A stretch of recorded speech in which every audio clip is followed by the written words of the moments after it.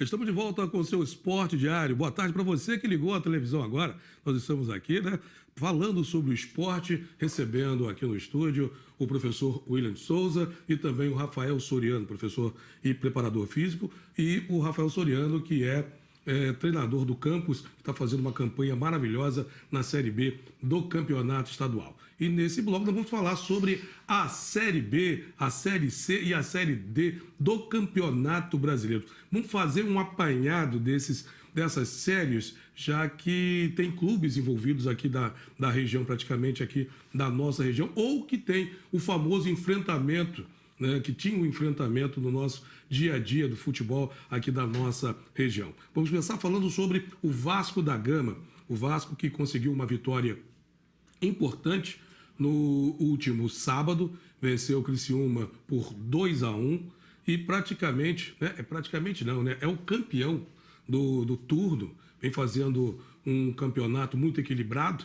A equipe do Vasco da Gama conseguiu um resultado positivo.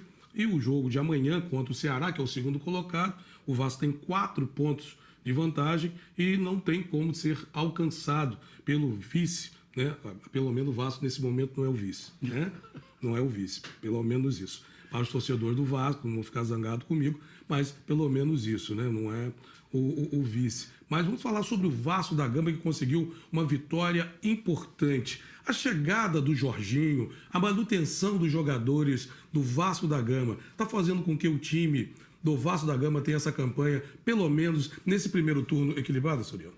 Sem dúvida. O Jorginho, desde que assumiu no ano passado, já teve aquela árdua missão de tentar salvar o Vasco. Realmente ele fez quase que o impossível, naquele momento. Consolidou com o título do Carioca esse ano, mostrando realmente a força e de forma invicta.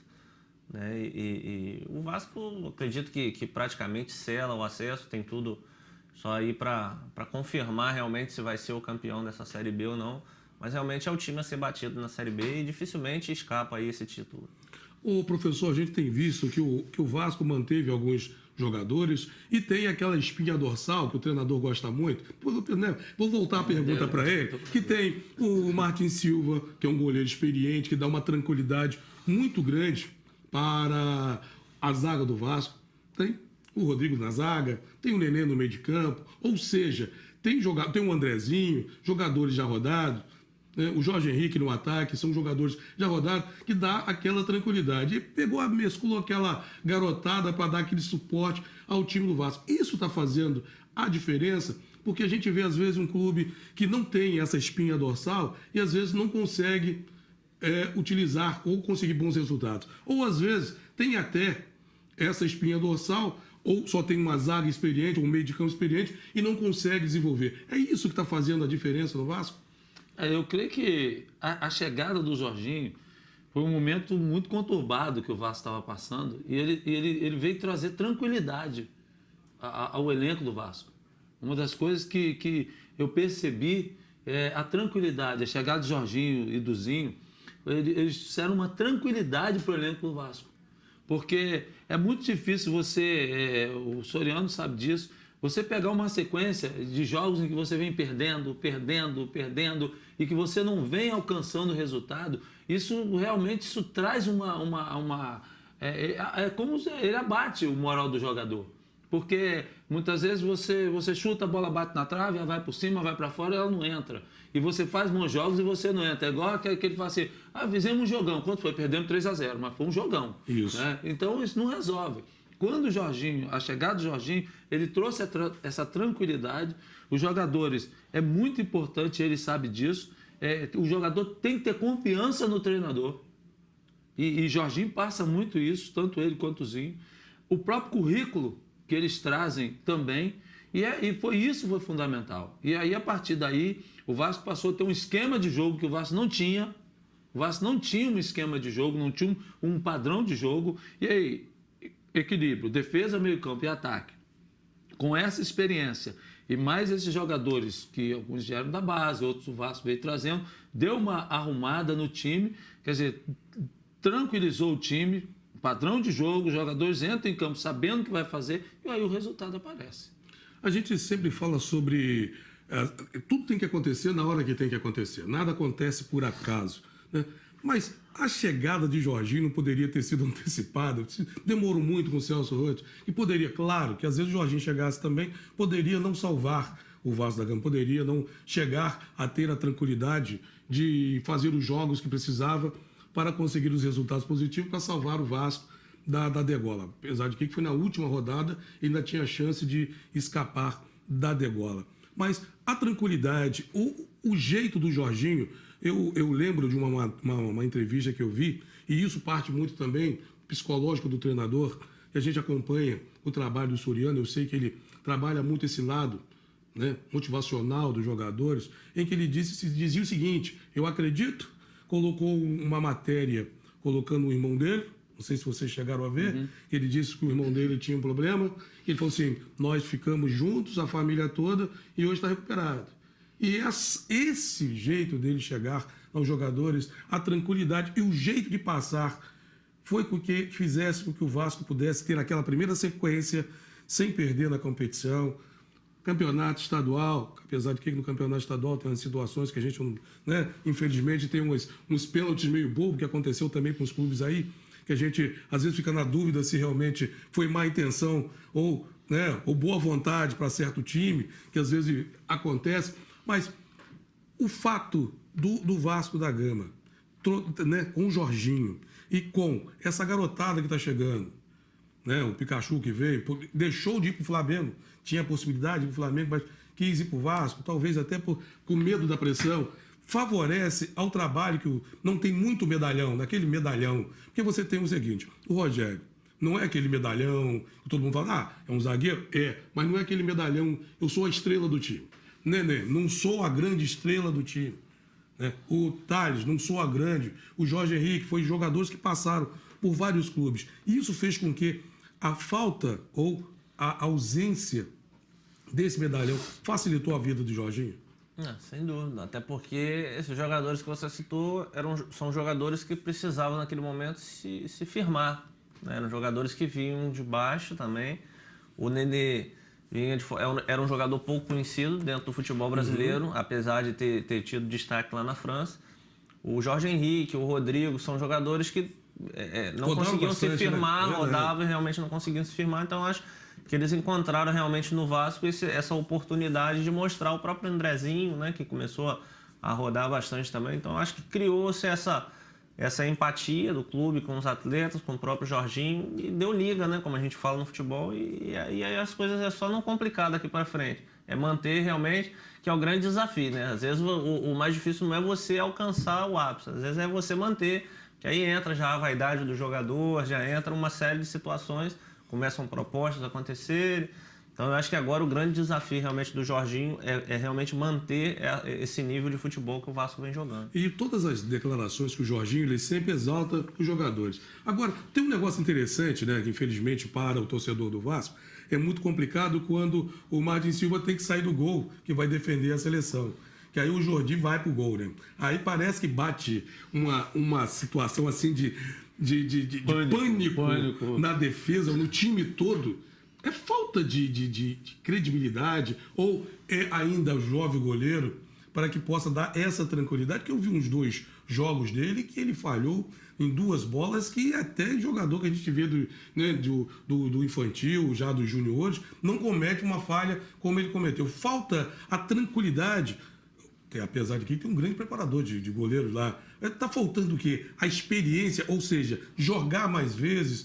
É aquela situação de emprestar o jogador para que ele possa adquirir, né, uma experiência e depois voltar para o clube renovado, já enfrentando novos desafios. Porque vestir a camisa do Vasco e de grandes clubes é muito difícil. Sem dúvida. O Jordi é um jogador que vem da base, né? É natural que ele precise desse momento de adaptação. Não é fácil substituir o Martin Silva, que é um goleiro de seleção, é um goleiro com toda uma bagagem, uma experiência que dá esse suporte ali na defesa, dá essa tranquilidade. Isso por si só já não é fácil. E é natural, o Jordi é um menino que vai precisar dessa adaptação. O Vasco sempre foi um clube de grandes goleiros, né? Desde antigamente, passando agora por Carlos Germano, Elton, Fábio. Então, tem esse histórico de grandes goleiros e nem todos revelados também na base. Então o Jordi tem esse desafio de ser um goleiro feito na casa, de ter esse momento. Realmente ele vai ganhando experiência nesses jogos aí que ele tem entrado. Acredito que ele esteja mais preparado no ano que vem. E ainda tem um detalhe que é muito importante, né? O Martin Silva é aquele, igual o Fernando Praz, né? Fominha. Quer jogar todas as partidas. Às vezes poderia ter um jogo que, né, não tem tanta importância assim, dá experiência, mas ele quer jogar. E aí acaba atrapalhando o Jordi, né, que poderia estar num jogo para tomar mais experiência, mas é aquele negócio, eu quero jogar todas as partidas, quero estar em todas, e aí acabar atrapalhando, professor. E a questão do Jordi, eu penso que você precisa colocar na cabeça que ele não está substituindo o Martin Silva. Ele está jogando, você vai jogar. Você é o goleiro do Vasco titular hoje, é você que vai jogar. Então ele entra aquela pressão, tem que substituir o Martin Silva. Não, você vai jogar. E a torcida em cima. Exatamente. E uma outra coisa também, para falar aqui, só lembrando, embora a gente não tocou nesse assunto, Vasco, Fluminense e Flamengo ajudaram o Vasco na questão do conjunto. Quando o Fluminense levou o Ronaldinho Gaúcho, e agora quando o Flamengo levou o Leandro Damião. Eu creio que se o Ronaldinho Gaúcho vem para o Vasco, o Vasco teria caído já antes de 4, 5 rodadas antes do segundo turno, o Vasco já teria caído. O Nenê só veio para o Vasco porque o Ronaldinho Gaúcho não veio. E tem que agradecer isso ao Fluminense. Né? Então, principalmente porque na questão do conjunto, que nós estamos falando aqui, claro. A gente está batendo tanto nessa questão do conjunto, questão de você unir um grupo em prol de um objetivo. Então eu vejo isso e o Jordi como o Soriano falou, uma questão de tempo também, de você preparar, você trabalhar a cabeça do jogador, você dar tranquilidade a ele. Né? Eu creio que o tempo também vai dando essa experiência que ele precisa. Vamos mudar de assunto, vamos falar da Série C do Campeonato Brasileiro, mais uma derrota do Macaé. O Macaé acabou perdendo por 2-0 e cada vez mais complicando a vida do Macaé na competição, ou seja, caminhando a passos largos, infelizmente, para a Série D. Um time que chegou à Série B do campeonato, expectativa de tentar chegar, né, até a primeira divisão. Começou muito bem no ano passado a Série B do campeonato, depois caiu e agora parece que a situação financeira que vem assolando os municípios vem afetando bastante o time do Macaé e ontem, mais uma vez, mais uma vez no sábado, conseguiu uma derrota, né, e aí acaba complicando. O que está faltando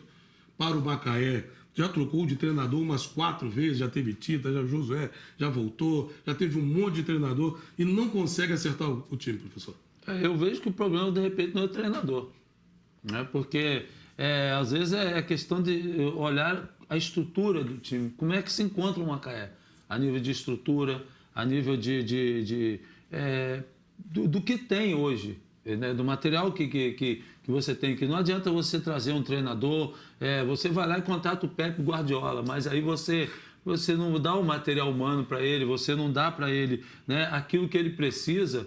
Então, é muito complicado. O Soriano sabe disso. A gente estava conversando antes, né, do programa sobre a questão da estrutura, de você começar um trabalho do zero, mas você precisa ter alguma coisa por detrás da comissão técnica, uma estrutura que te dê uma possibilidade de você realizar um bom trabalho. Porque você fica trocando de treinador e muda a filosofia, muda a maneira de jogar, muda o jeito de jogar, muda o jogador, e você vai desarrumando, e às vezes o problema, eu creio, por tudo que está acontecendo, o problema não é treinador, né? O problema do Macaé não é treinador. Só aproveitando aqui, falando sobre o Macaé, mais um minutinho, falando sobre o Macaé, e quase que, né, cai na mão do nosso companheiro aqui, né, a direção de futebol do Macaé, né? Essa parada aí te livrou de uma situação complicada, né, Soriano? O Macaé realmente ele não consegue firmar, né? Essa troca de treinadores acaba também atrapalhando um pouco. E nem tanto por culpa da diretoria, porque os treinadores acabaram, o próprio Tita pediu para sair, então não consegue firmar. E é um momento que o Macaé está renovando o elenco. Então a base do Carioca ela não foi mantida. Verdade. Então praticamente trocou 80%, 90% do grupo. Então é complicado você ganhar ritmo, ganhar conjunto dentro de uma competição tão difícil quanto a Série C. Mas eu acho que o Josué já começou um empate fora de casa. conseguiu vencer uma partida importante, então perdeu agora a primeira, mas eu acho que o Josué tem a cara realmente do Macaé, conhece a fundo o grupo, até porque muitos jogadores trabalharam com ele, então a tendência agora é ele conseguir realmente terminar a competição. Mas quase que sobra para você, né? Quase que sobra para o Soriano, que Soriano, se já tivesse terminado o campeonato, o treinador talvez pudesse ser o Soriano, estaria com a batata quente na mão, que era treinar o time do Macaé na competição. Falando da Série D, o Volta Redonda é o único representante do estado do Rio de Janeiro na Série D, né? Rapidinho aqui falando sobre o Volta Redonda, que conseguiu uma vitória importantíssima, 3 expulsões no jogo, teve discussão dos treinadores e aí o time conseguiu um resultado importantíssimo. No final de semana já joga fora de casa, né, buscando um resultado positivo, que agora começa a situação de mata-mata na competição e aí cabe ao Volta Redonda tentar ou o empate fora de casa, já que o primeiro jogo é fora de casa, e também tentar dentro de casa um resultado positivo para continuar sonhando em chegar à Série C do Campeonato Brasileiro. Vamos dar mais uma pausa no Sport Diário, já voltamos com muito mais aqui pela TV Diário para você. É um instante só.